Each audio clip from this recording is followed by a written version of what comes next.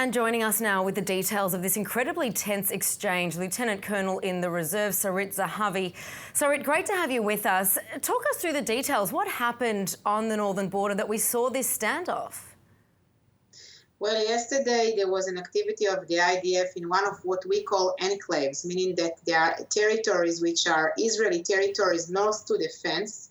The incident yesterday happened in a territory which the Lebanese do not acknowledge as an Israeli territory north to the fence. And there was kind of a gathering of Lebanese soldiers in front of the Israeli tanks who were operating in the Israeli territory north to the fence, and to them also joined some civilians. They looked civilians, but we can assess that they were probably Hezbollah. And in between, as you can see in the video now, there were UNIFIL soldiers then that were like becoming kind of a barrier between the two forces, between the IDF and the Lebanese armed forces. Because also we know that this blue line, this so-called blue line, which Israel wouldn't have crossed since the 2006 Lebanon war, this would have been an unprecedented event, at least since then. So we know that it is incredibly tense in the north right now. We have seen a series of smuggling and infiltration attempts along the border recently. So what's going on?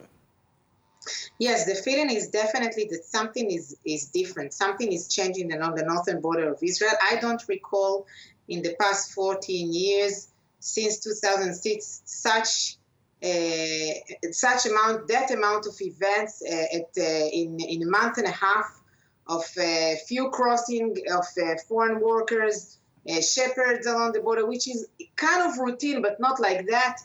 And fractions with the Lebanese armed forces. And I think and there's drug smuggling as well. And when you combine all these incidents together with creating the holes in the fence last April, we ask ourselves whether these are all actually provocations of Hezbollah along the fence, either trying to normalize the situation, preparing for a terrorist attack, or just provocation, kind of retaliation to what Israel is doing in Syria. And very briefly, new Defence Minister Benny Gantz taking his first tour to the Northern Command since beginning his position.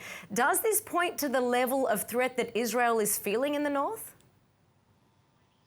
I'm not sure, because Benny Gantz is now the defense minister. It's his first visit. I can assume that you will see some visits of Gantz also in the south and probably in the West Bank. So he started from the north, but he was probably updated with this tension that is developing along the northern border now. All right, Sarit, thank you so much for that insight there.